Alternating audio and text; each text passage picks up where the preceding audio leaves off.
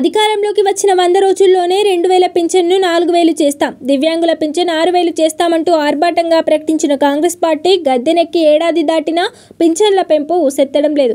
కనీసం కొత్త పింఛన్లు మంజూరు చేయడం లేదు. నిరుడు నిర్వహించిన ప్రజాపాలనలో తాజాగా గ్రామ సభల్లో దరఖాస్తులు సమర్పించిన సుమారు 25 లక్షల మంది ఆసరా కోసం కండ్లు కాయలు కాసేలా ఎదురు చూస్తున్నారు. అధికారులు ఆఫీసుల చుట్టూ ప్రదక్షిణలు చేస్తున్నారు. కనిపించిన నాయకుల కాళ్ళ వేళ్ల పడుతూ వేడుకుంటున్నారు. అయినా ప్రభుత్వం కనికరించడం లేదు. పింఛన్లను రెట్టింపు చేస్తామని హామీ ఇచ్చిన కాంగ్రెస్ అధికారం చేపట్టి 13 నెలలైనా పట్టించుకోవడం లేదు.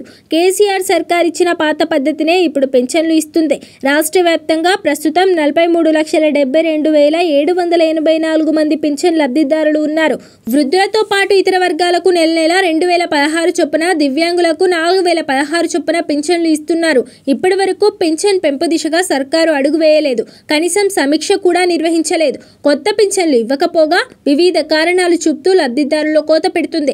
ఒకటికి మించి పింఛన్లు తీసుకుంటున్నారని ఆరోపిస్తూ గతేడాది జూలై 13న 1826 మందికి రికవరీ నోటీసులు జారీ చేసింది. వీరితో పాటు వలసపోయినా మరణించిన సుమారు 60,000 మంది పింఛన్లు తొలగించింది. దీంతో లబ్ధిదారుల సంఖ్య 43.12 లక్షలకు పడిపోయింది. దీంతో ప్రతి నెల సర్కారుపై సుమారు రూపాయలు 144 కోట్ల భారం తగ్గింది.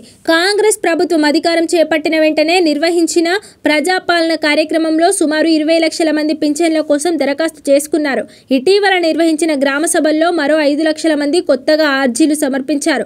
మొత్తంగా 25 లక్షల దరఖాస్తులు పెండింగ్ లో ఉన్నాయని అధికారులు చెబుతున్నారు. కాంగ్రెస్ ఇచ్చిన హామీ మేరకు లబ్ధిదారులకు ప్రతి నెల రూపాయలు 4000 చొప్పున ఇవ్వాల్సి ఉంటుంది. ఈ లెక్కన సుమారు నెలకు 900 కోట్ల చొప్పున ఇవ్వాల్సి ఉంది. 13 నెలలకు గాను రూపాయలు 11,070 కోట్లు బాకీ పడింది. గతేడాది జనవరి, ఆగస్టు నెలల పింఛన్లను ఎగ్గొట్టింది. ఈ లెక్కన ఒక్కో లబ్ధిదారుడికి రూపాయలు 30,000 చొప్పున మొత్తంగా సుమారు 13,000 కోట్లకు పైగా బాకీ ఉంది. నిస్సహాయులకు అండగా నిలవాలనే ఉద్దేశంతో కేసీఆర్ ప్రభుత్వం అధికారంలోకి వచ్చిన 4 నెలల్లోనే 2014 నవంబర్లో ఆసరా పథకాన్ని ప్రారంభించింది. మొదటి విడత నెలకు రూపాయలు 1000 చొప్పున అందజేసింది. 2015 మార్చిలో బీడీ కార్మికులు, 2017 ఏప్రిల్లో ఒంటరి మహిళలు, 2018 ఏప్రిల్లో ఫైలేరియా బాధితులు, 2022 ఆగస్టు నుంచి డయాలసిస్ పేషెంట్లను, 2023 జూలైలో టేకేదారులను ఈ స్కీమ్ లో చేర్చింది. రెండోసారి అధికారంలోకి వచ్చిన తర్వాత ఆసరా పెన్షన్లను రూపాయలు 2016కు పెంచింది. 10 ఏళ్లలో నిరాటంకంగా ఆర్థిక చేయూతనందించింది. కరోనా కష్టకాలంలో నిలిపివేయకుండా భరోసానిచ్చి ఆసరా లబ్ధిదారుల కడుపు నింపింది.